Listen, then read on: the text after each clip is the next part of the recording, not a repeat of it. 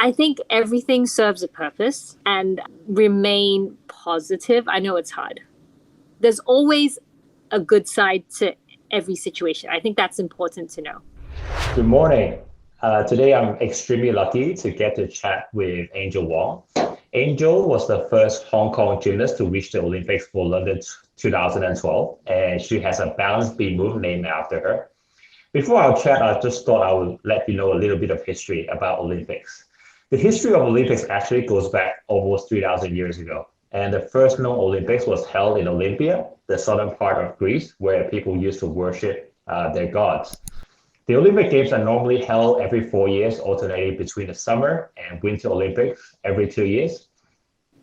You will recognize from the Olympic rings, there are five different colors, all intertwined, and representing the unity of five different continents: Africa, the Americas, Asia, Europe, and Oceania.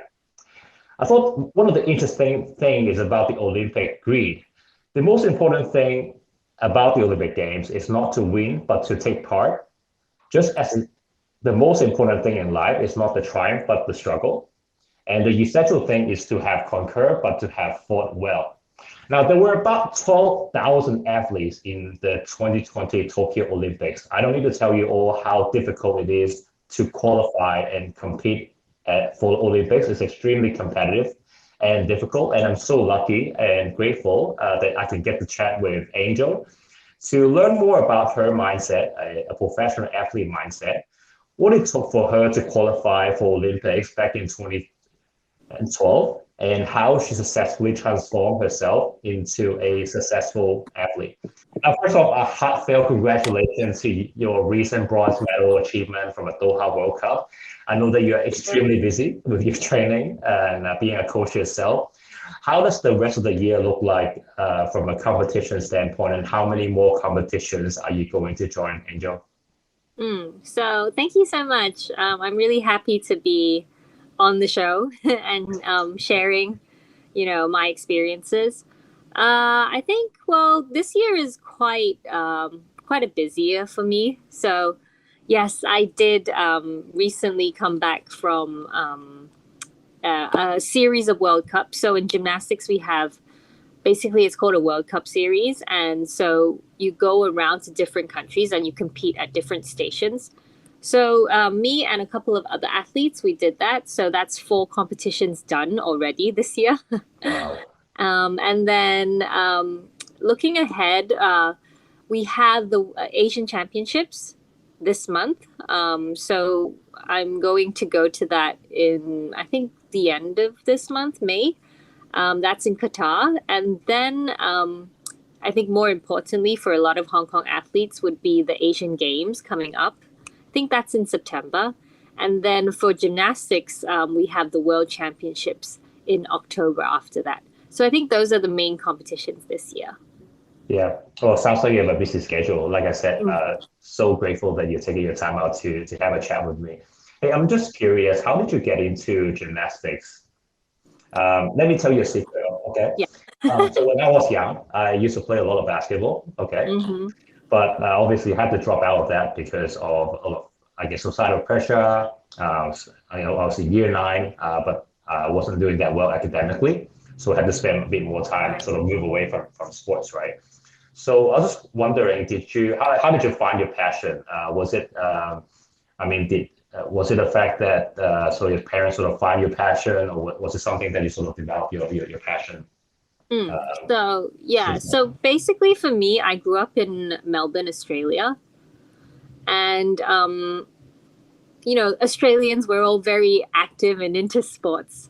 So I guess it wasn't just gymnastics back then. So at school we did a ton of sports, and then after school my parents, they enrolled me in all the classes that were available. I remember doing basketball as well, but as you can see, and I'm not very tall. So that wasn't the sport for me, but it was enjoyable. And then we did tennis, and we did a ton of other sports, swimming. And then gymnastics was, one of the sports that I had the opportunity to take part in at a very young age. And I think for me, it was if you've ever been into like a gymnasium for, a gymnastics gymnasium, um, it's kind of like a playground. The mats, and then you have the trampoline, and then all the different apparatuses in there. So I think for me, it was a lot of fun to be a part of that sport, and I really enjoyed how it wasn't just one movement. So like for example, with swimming, you're kind of set with different styles of the strokes, but with gymnastics, you could do a ton of stuff. So I think I enjoyed how free I could be with trying new things, and running around, jumping into the pit. So I think my interest for gymnastics developed at a very young age. I was very lucky to be able to be exposed to the sport at such a young age. I would say I really have to thank my parents in this aspect of being able to be very active at a young age, not just trying out gymnastics, but trying out a lot of other sports. And I got the opportunity to try so much that I could find what I liked, what I didn't like. And then it kind of, the whole being moving on to like which sports would suit me, that kind of just came naturally as I progressed in all these sorts of in school and out of school sports activities. So I think it started from there. And I'm really lucky that they gave me the freedom. You said that you had limitations because of maybe the society, or school is studies. It's always it takes up a lot of time, and it's always something that as students you need to maybe for Asian parents and for Asian families, it's a big part of everyone's life. And beyond that, we might not have a lot of time to do other things, other interests, not just sports, but maybe like musical endeavors or anything else. So my parents, they were very open, and they gave me the freedom to pursue what I wanted to pursue. And the love of gymnastics started at a very young age, and as long as I wanted to do it, I enjoyed it. They gave me the freedom and the choice to continue. Mm-hmm. Sounds like they're great parents. I mean, my parents are great. I also have received a lot of support and resources from them. But a secret just to share here. I thought I wanted to become an NBA player when I was young. I spent a lot of time playing basketball, but then back in our generation, I guess we didn't have that much social media. We also didn't have a lot of support and resources to become an athlete sort of in Asia, right? So I think sort of that part sort of got overlooked, and when the reality hit, I just decided to spend a bit more time on academics. But I'm interested to hear from you, right? You're obviously very successful. You competed in the London Olympics, right? So I just want to understand from you, right? The sort of athlete mindset. Yeah. Do you think you have an athlete mindset, and how would you describe like an athlete mindset, and how has that prepared you for life? I've been an athlete for quite a number of years now. So I do think I have developed an athlete mindset, but how you define what an athlete mindset is I guess quite individual to each athlete. The way we approach, how we train, how we compete, how we push through, all the challenges that, a sporting career gives you. But, for me personally, I would say, my athlete mindset to describe it in a little more detail is, I think it's, there's no secret recipe to, being successful. I guess it is a lot of goal setting for me.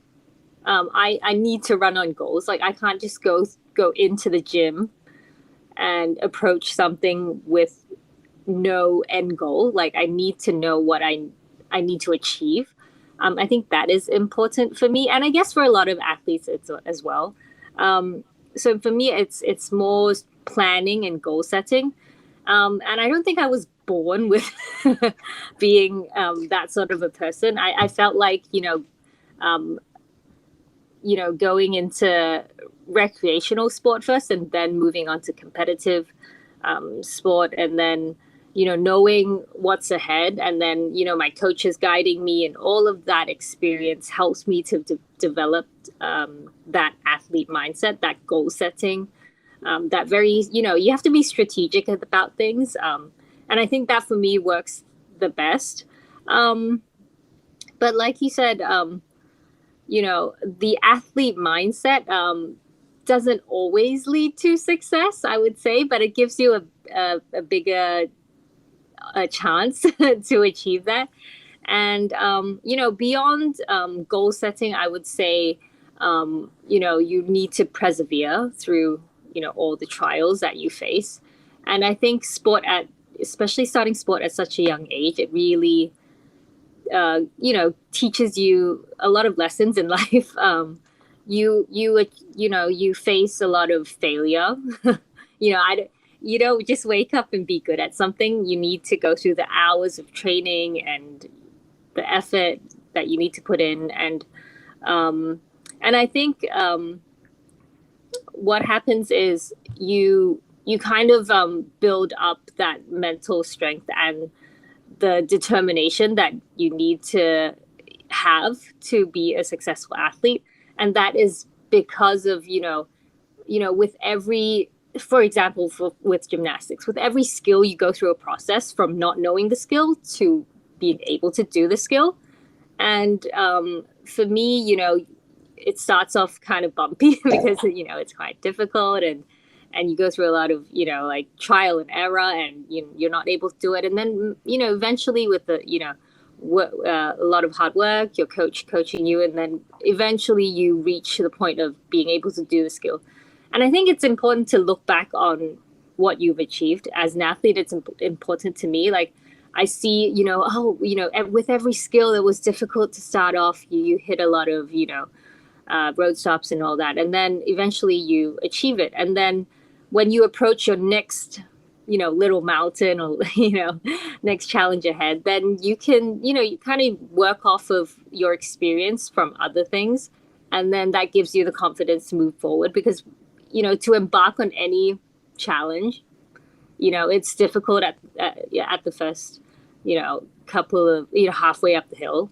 It's very difficult, but then you see that you've achieved so much before. And for me, that helps me to kind of push through the difficult moments. So I think for me, yeah, there's no, there's no like, magical formula. It's just what you hear a lot of times. It's just a lot of, commitment, determination, hard work through training day in, day out. And then for me, a lot of goal setting, and then planning on how to achieve those goals. Can you share a bit more how you approach goal setting? Do you have daily goals? Yeah. Or, how do you approach that? Right. So for me, I do set daily goals. So in training, I don't go into training with no plan. Like I need to have, they might be very, very small, simple goals, with daily goals, it might be a training plan. It might be something small that I know that I want to achieve that day. And for me, it gives me that sense of purpose. So I need to live, or, not just in training, but in a lot of things in life. I need to go at it with a purpose, and that's important for me.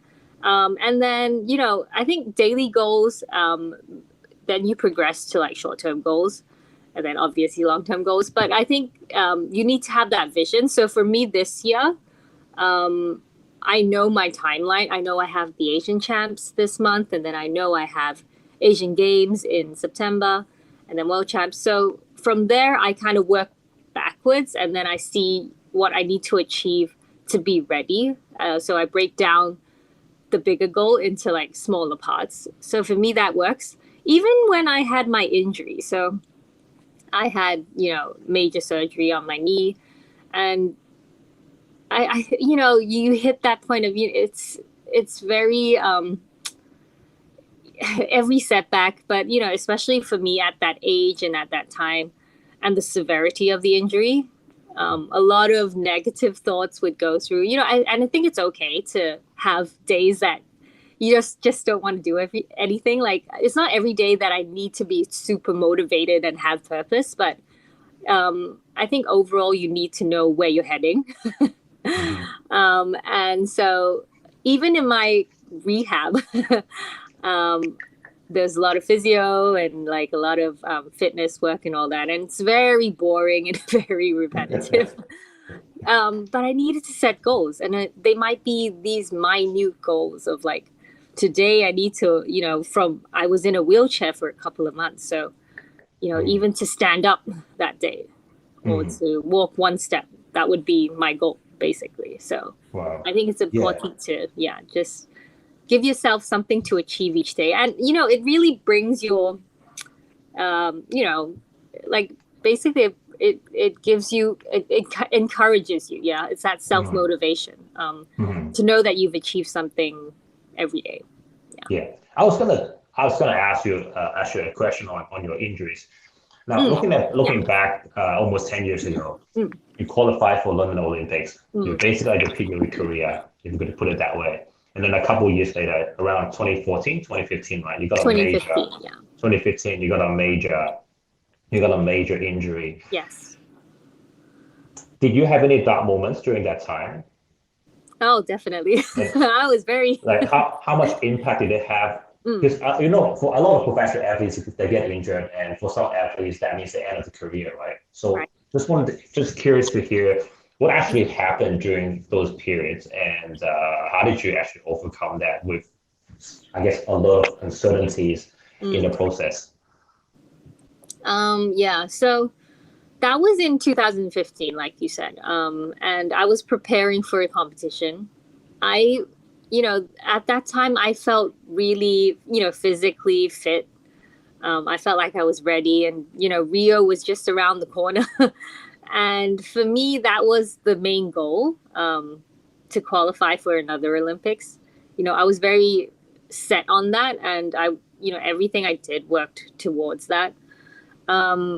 So to have that injury at that time was, it was just horrible. It was like, beyond anything else, because I felt so ready. And I felt, possibly even better than I felt at, qualifying to London. But, things happen, and it was, I would say, an accident. There wasn't a lot.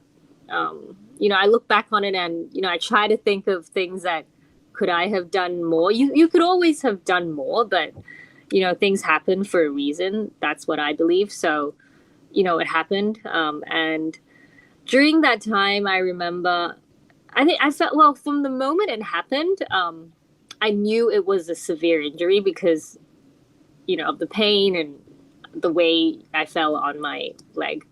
So it was my left knee. And so we went back, and I had the injury in Japan, and then I had to fly back to Hong Kong.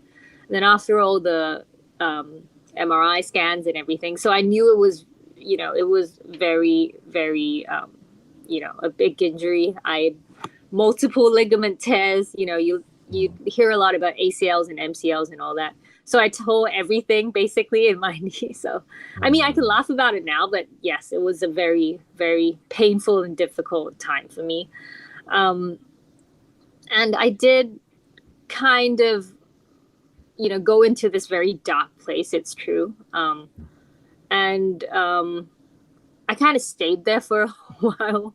And, looking back, I think it's fine. I would tell, and I would share this experience with other people going through very difficult injuries or, major setbacks, that it's okay. You don't have to be, I think as athletes, we're used to being we are very strong-minded and physically strong people. And we seldom show our vulnerable side. And I think that's something I learned, that it's, sometimes it's okay to be in that, very dark place. And, I was very, possibly, the time I was depressed. Mm. And, the whole process of going through the surgeries, that was very physically difficult as well. Mm. And How many surgeries have you had? I've had three, Mm. in the Wow. same left knee. Yeah. Yeah. And so I think for me, I didn't, it wasn't just me going through the journey. So I was very thankful for the people that kind of shone a light during that very Mm. dark period. And I think Mm. you need the people around you, the right people around you. And I was lucky to have those people, family and friends. Um, and so how, basically there was a period where I felt, in despair of, like my life and my career. I didn't know what I wanted to do anymore. And I wasn't sure if I wanted to come back, because it's kind of, it's a very scary ordeal to step back into the gym and to do all those things again. Absolutely. Yeah. And it's, it's a risk. And even now, like my knee is not the same. It's been repaired, but it's such a big injury that it's never going to be 100%.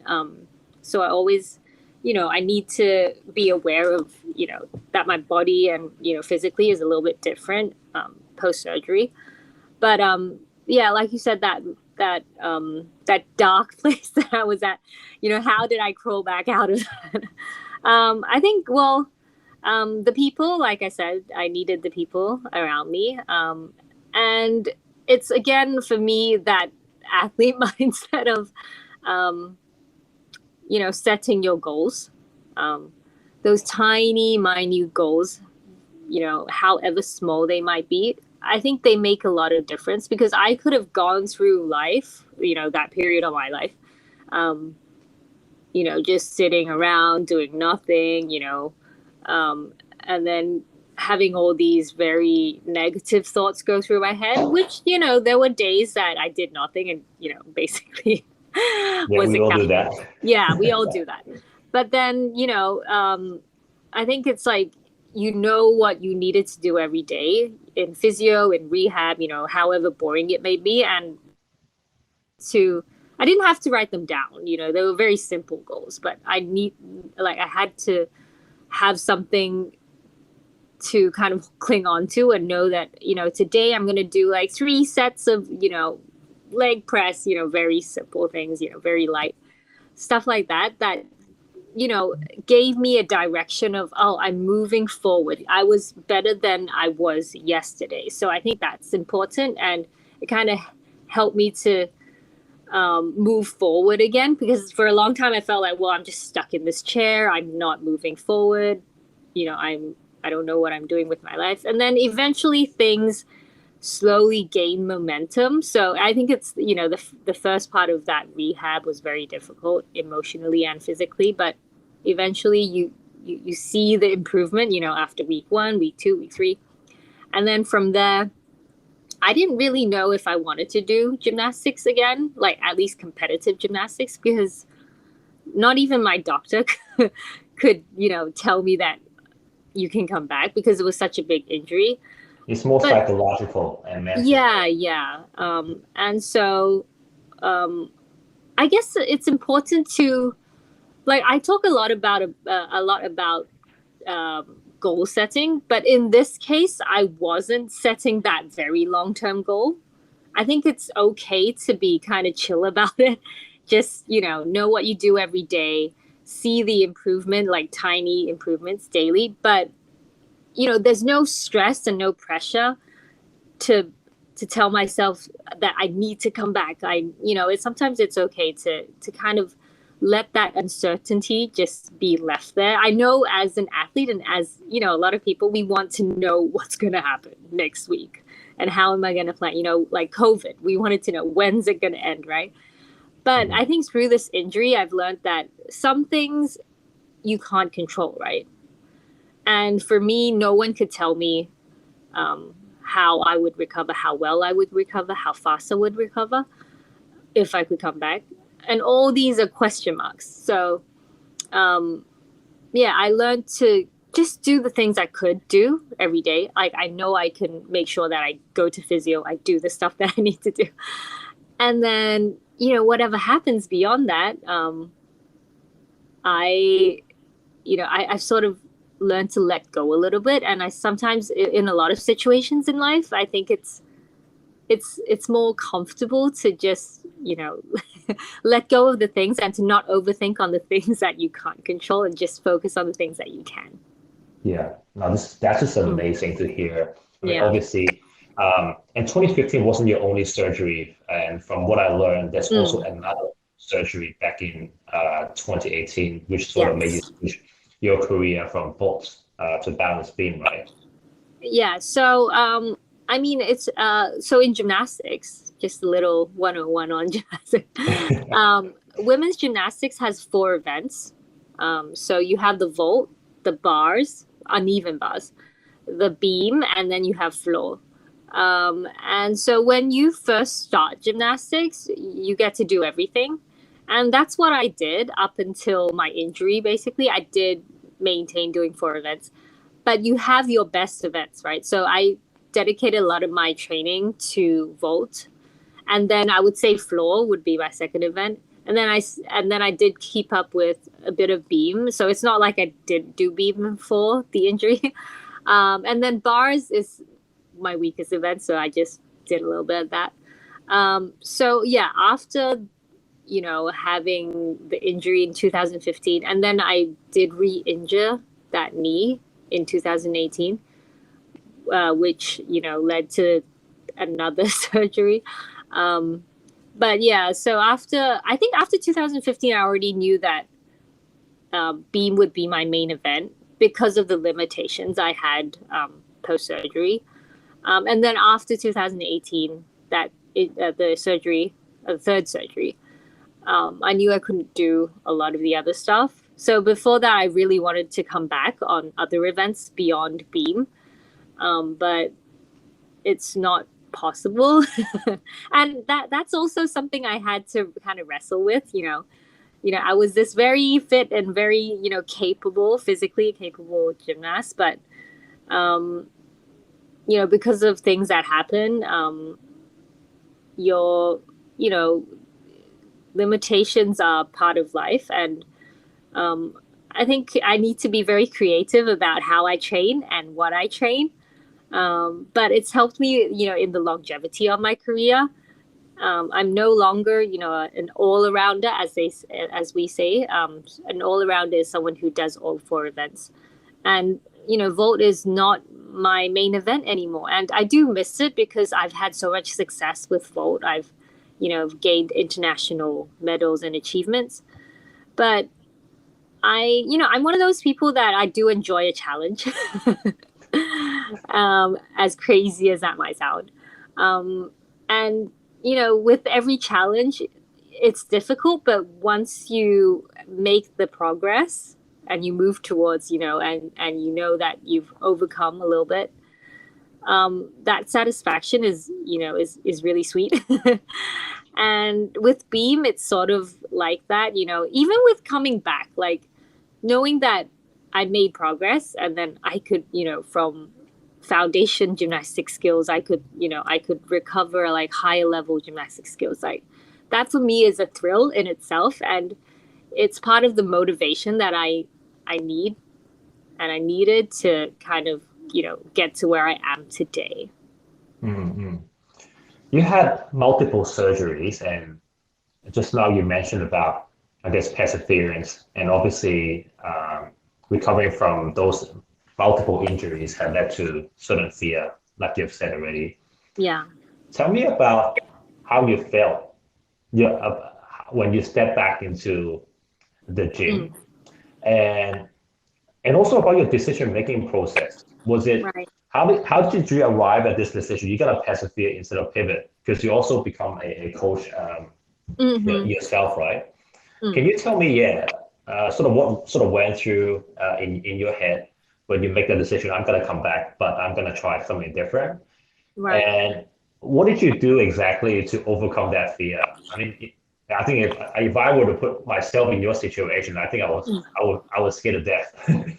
Walking Yeah. back in the gym, having multiple surgeries, not just one, which Yeah. sort of went on and dragged on for a few years. Yeah. Um, well, so yeah, so going back into the gym, I think, especially after the first in like the major surgeries in 2015, I think I took quite a long time off. I think maybe at least 9 months out. And it was, yeah, it was kind of this surreal moment of like walking back into a place you're very familiar with because you've spent so much time in there. But at that moment, it felt very disconnected with, you know, your life because you haven't been back. It felt like this past life of you doing gymnastics and now coming back in.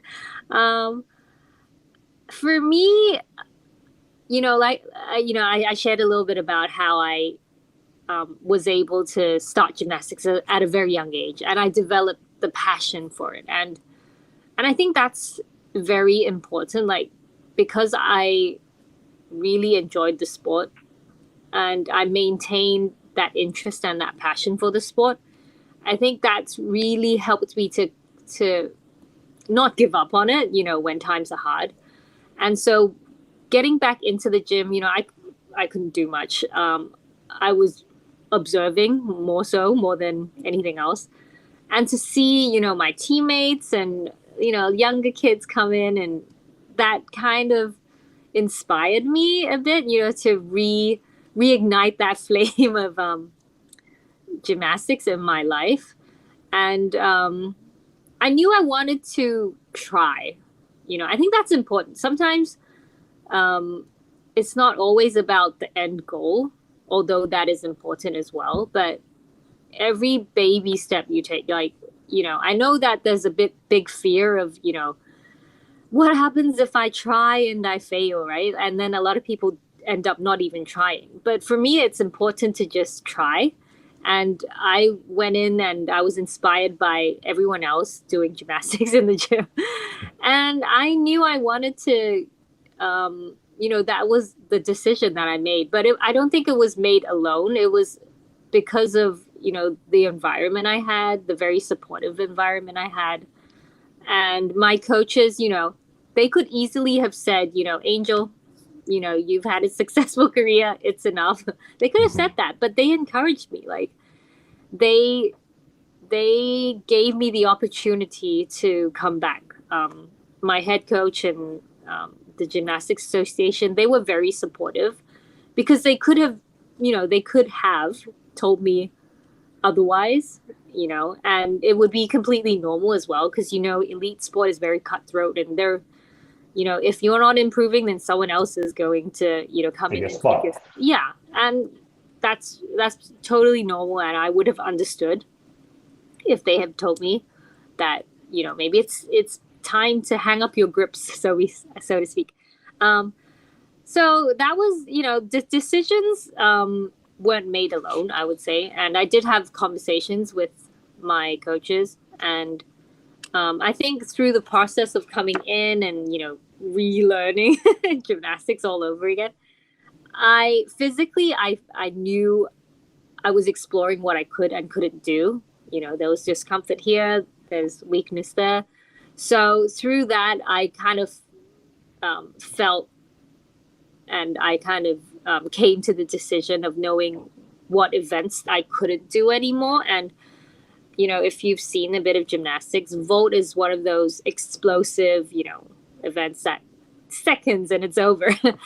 And for me, I knew I couldn't do it anymore. I couldn't sprint as well. The impact of landing from height, and yeah, that's very difficult for me.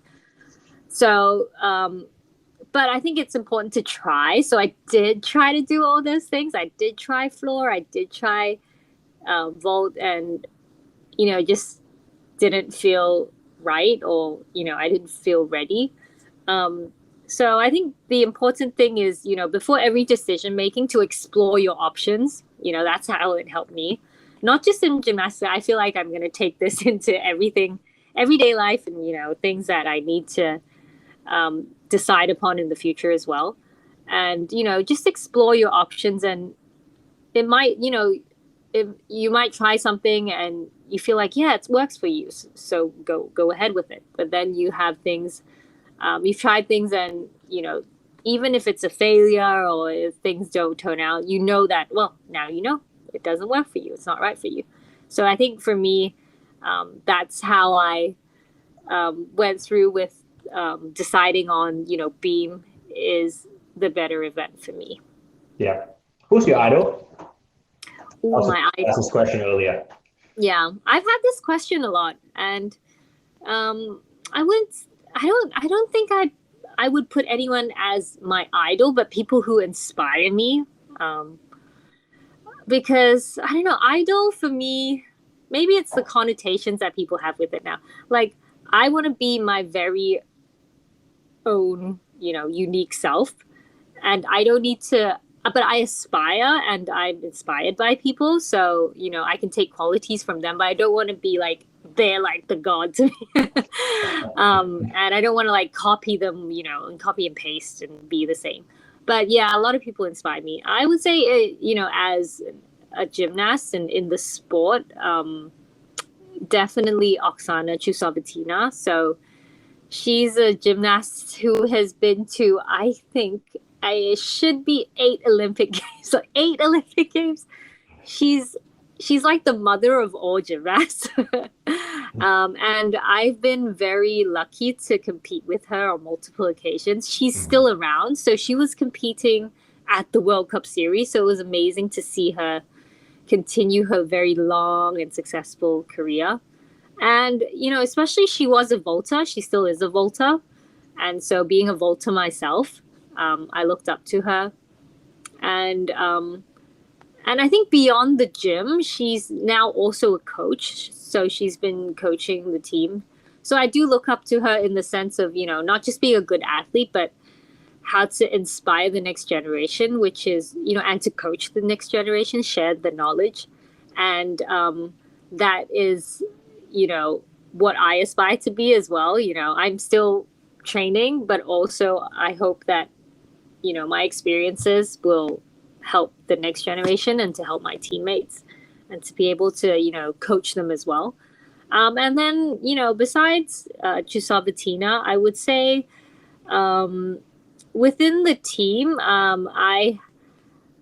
there are other athletes that have gone through their journey of, multiple injuries and recovery. And I think on the men's side, we have 2 very strong athletes.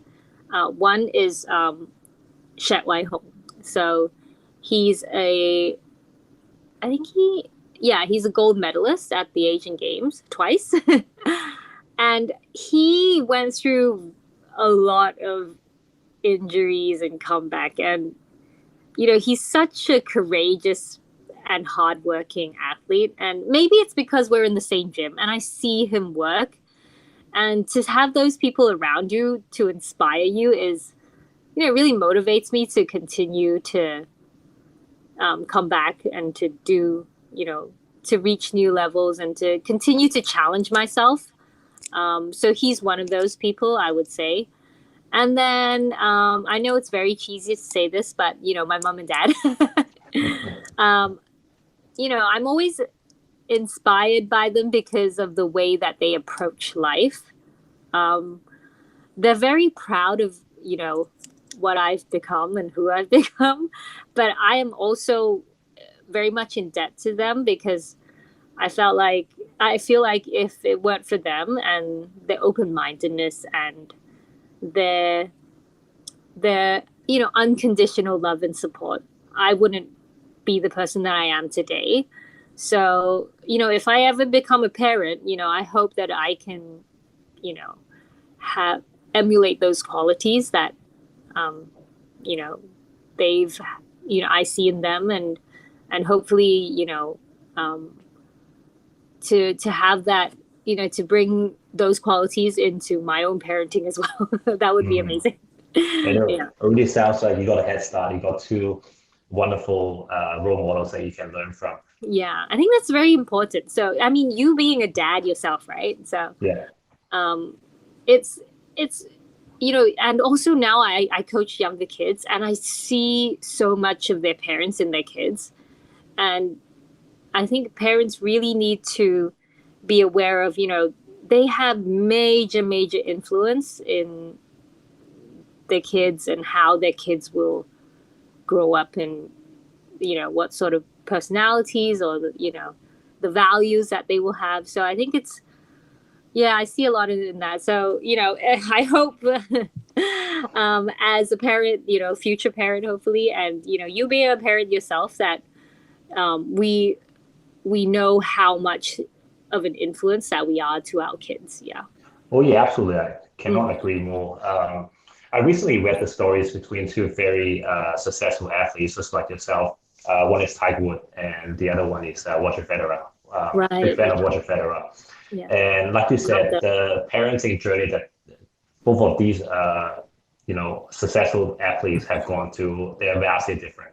So for Tiger Mm. Woods, he started golf at a very young age. Right. Obviously, the parents saw the talent in him, and the parents started putting all these golf-oriented training programs. Hmm. And basically, his life was centered it's all around golf. And Right. obviously, he has a very successful career. Whereas I think your journey sounds a bit more like Roger Federer. So from what Yeah. I read, at least he I was love experiencing Roger. he was experiencing all these different sports until a very Hmm. late age, and then he decided he had his love for soccer and also Hmm. tennis, but Right.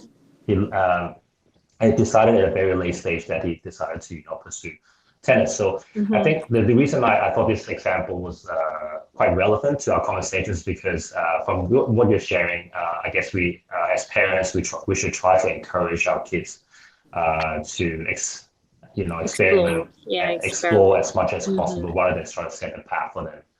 Yeah. I used to joke with my wife that I should put my son in all these soccer programs so that one Hmm. day he can go and play in the English Premier League and we can get free tickets to watch soccer That's a games. grand plan. But that's more of like you said, it's more of a goal for the parent Hmm. and not for the kids. So I think as parents, we do need to reflect, whether we are nurturing our kids to Yeah. prepare the path they want to walk, or whether we are nurturing them for the path we want them to walk. So I true. think, Yeah. yeah. So I that's agree. really profound with what you said. Hey, I wanted to just my last question for you, sort of Hmm. key takeaway for our listeners to learn from your athlete mindset, right? So Yeah. obviously, right from the start of the conversation, you had a lot of support. You have wonderful parents. Hmm. And you found your passion early on. You thought, this gym was like a playground. You get to Hmm. try different things when you go to the Yeah. playground. And then at your peak of your career, you sort of sustained multiple injuries. Mm. The future looked a bit uncertain. What was that one key takeaway that you think our listeners should sort of take away from this conversation?